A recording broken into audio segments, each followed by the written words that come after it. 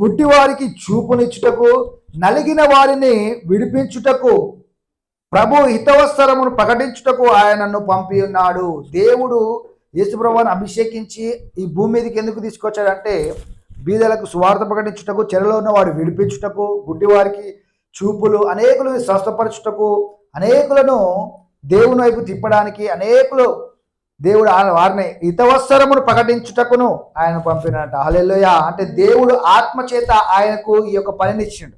అయితే ఇప్పుడు మనము ఆయన ఆత్మ కలిగి ఉన్న వారము, దేవుడు ఎవరైతే అంగీకరిస్తారో వారు కూడా దేవుని ఆత్మను కలిగి ఉన్నవారు. అయితే ఆయన పనిని మనము కూడా చేయాలంట. మనం కూడా ఇతరులకు ఆశీర్వాదకరంగా, ఇతరులను విడిపించేవారిగా, ఇతరులకు మంచి కార్యాలు జరిగించేవారిగా మనం ఉండాలి. యేసుప్రభువు ఏ విధంగా అయితే గొప్ప కార్యాలు చేశారో భూమి మీదకి వచ్చిన తర్వాత, అలాంటి కార్యంలో మనం కూడా ఈ నెల నుంచి, ఈ క్రిస్మస్ నుంచి మనం కూడా అలవాటు చేసుకోవాలి. ఎందుకంటే ఆయన ఆత్మ బలముతో నింపబడ్డాడు.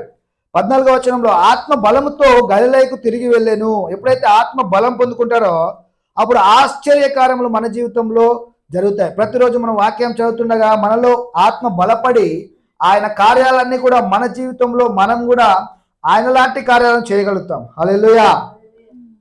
అయితే సామాన్యులకు దేవుడి అధికారం ఇచ్చినట్ట. ఎవరైతే నమ్ముతారో వారికి అధికారం ఇచ్చిన దేవుడు.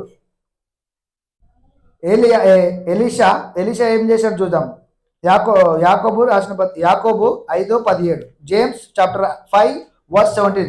జేమ్స్, యాకోబు. ఏలియా మన వంటి స్వభావం గల మనిషి. అంటే ఈ అధికారం దేవుడు ఇప్పుడు యేసుప్రభు వారు చేశారు అనేక కార్యములు. అయితే ఆయన ఆత్మ చేత నింపబడ్డాడు. యేసుప్రభు వారు అయితే దైవ కుమారుడు, మరి ఆయన పరిశుద్ధాత్మ ద్వారా జన్మించాడు కాబట్టి ఆయన కార్యాలు జరిగించాడు. అనేకమైన అద్భుతాలు, నీటి మీద నడవడం, అనేకమైన కార్యాలు దేవుడు యేసుప్రభు వారు చేశారు కదా. మరి ఇక్కడ ఏలియా ఆయన పరిశుద్ధాత్మ జన్మించకపోయినా ఆయన దేవునిలో జన్మించిన తర్వాత దేవుని యొక్క ఆత్మ చేత నింపబడి ఆ అధికారమును పొందుకున్నాడు. ఏలియా ఏ విధంగా చేశాడు చూద్దాం. ఏలియా 5:17. మన వంటి స్వభావం గల ఏలియా ఎవరంట? మన వంటి స్వభావం గల మనుషుడే.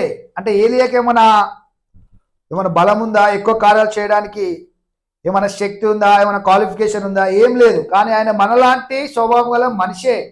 దేవుడు ఈ అధికారాన్ని మనుషులందరికీ ఇవ్వాలని ఈ యొక్క క్రిస్మస్ రోజు దేవుడు మరలా మనకు జ్ఞాపకం చేస్తుండే. ఈ అధికారం మీకు అందరికీ నేను ఇచ్చి ఉన్నాను. ఏలియా ఎవరంట? నమ్మువాడు.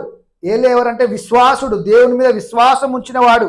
కాబట్టి విశ్వసించు వారికి సమస్తము సాధ్యమే. నువ్వు నమ్ముట నీ వలన అయితే నమ్మువారికి సమస్తము సాధ్యమే.